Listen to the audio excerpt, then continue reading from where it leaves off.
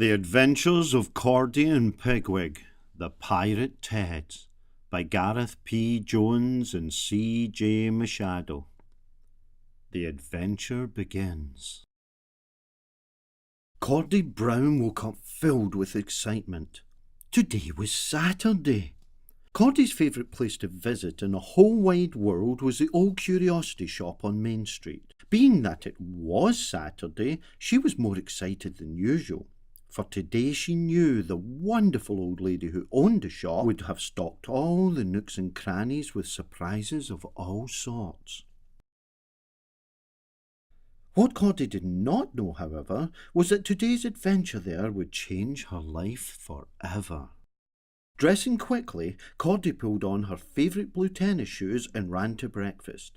At the breakfast table, she described to her parents her plans to search the curiosity shop for new treasures. Her cereal bowl barely empty, she grabbed her dad's hand and dragged him towards the door.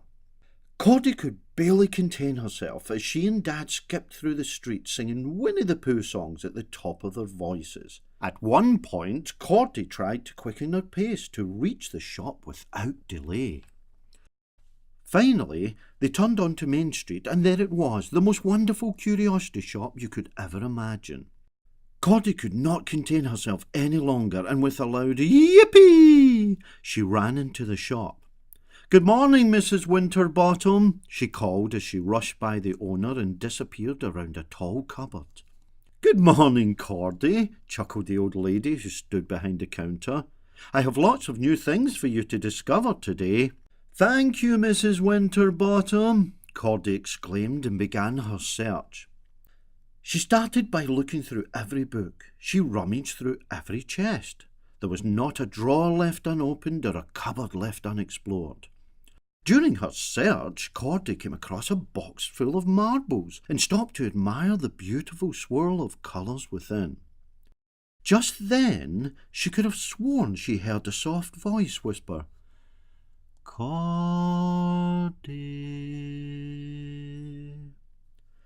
When she turned to look, there in the corner sat the cutest little stuffed pig she had ever seen.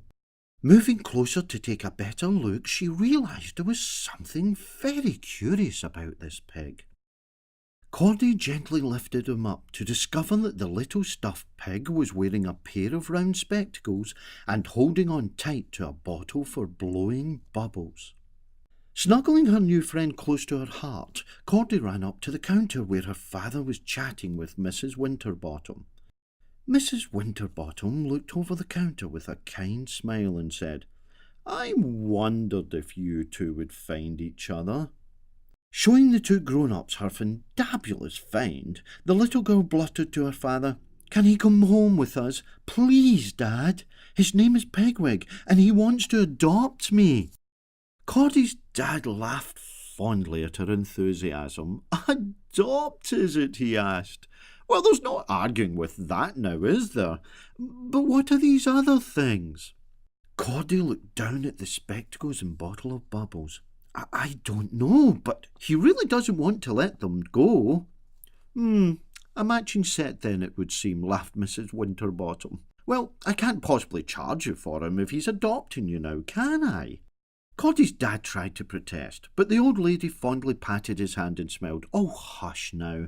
Take a good look at the pair of them and tell me they haven't been looking for each other all their lives." And so Cordie and Pigwig skipped all the way home holding Dad's hand. When they arrived home, a tired Cordie took Pigwig to a room where they flopped down onto her bed. After snuggling her new friend for a while, Cordie drew a long, hot bubble bath and told Pigwig everything he needed to know about her. While soaking, she shared all her dreams with him and her plans for the days to come. And as she spoke, Cordie felt as if they had known each other their whole lives. The little stuffed pig was so attentive that Cordie was convinced that he might answer her at any moment. Of course, he never did, but Cordie was sure for all that Pigwig understood her every word.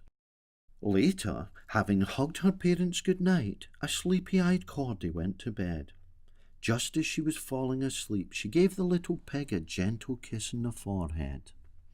"Sweet dreams, Pigwig," she smiled dreamily, and they both dozed off with a gentle sigh. "Cordie, Cordie, please wake up. I need you." "Oh, please wake up, Cordie. There's no time to be a-wasting." Okay, okay," Cordie mumbled groggily as she tried to sit up.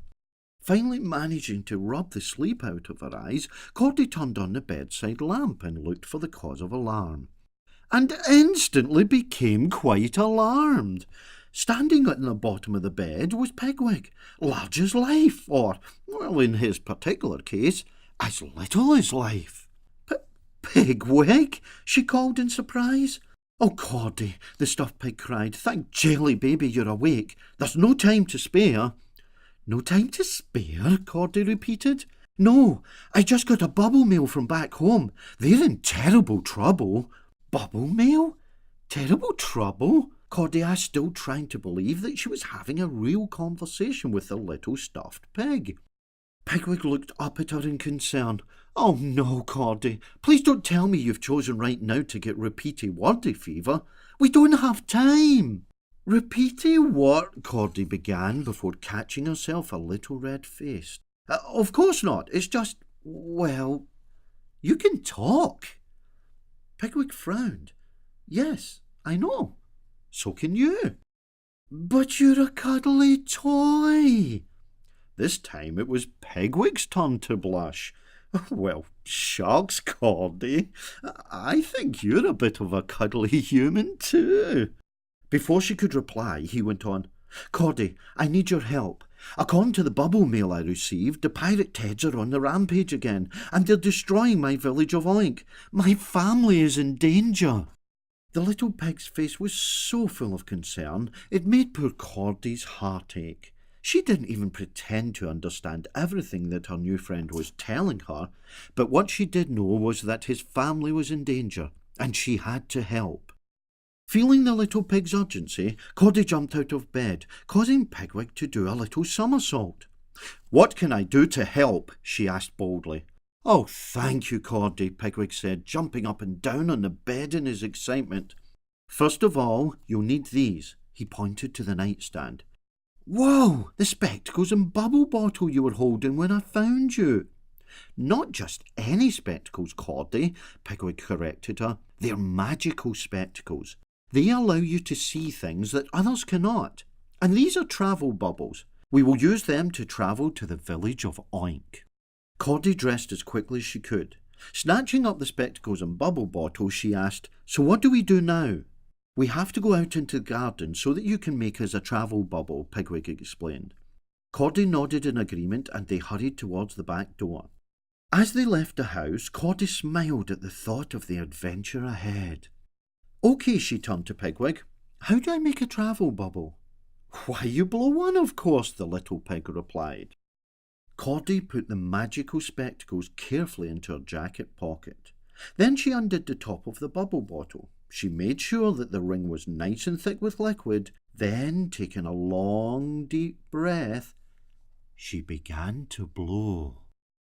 The bubble grew faster and bigger than any bubble she had ever blown before. In no time at all, there floated before them a shiny bubble slightly bigger than Cordie herself. "Just step in," Pigwig encouraged. Without stopping to think, Cordie stepped forward and with a little blink found herself within the bubble. "You might as well settle yourself down," the little pig told her. "We won't arrive at my village until morning." Cordie did as she was told. She was delighted to find that the bubble was warm and comfortable as could be.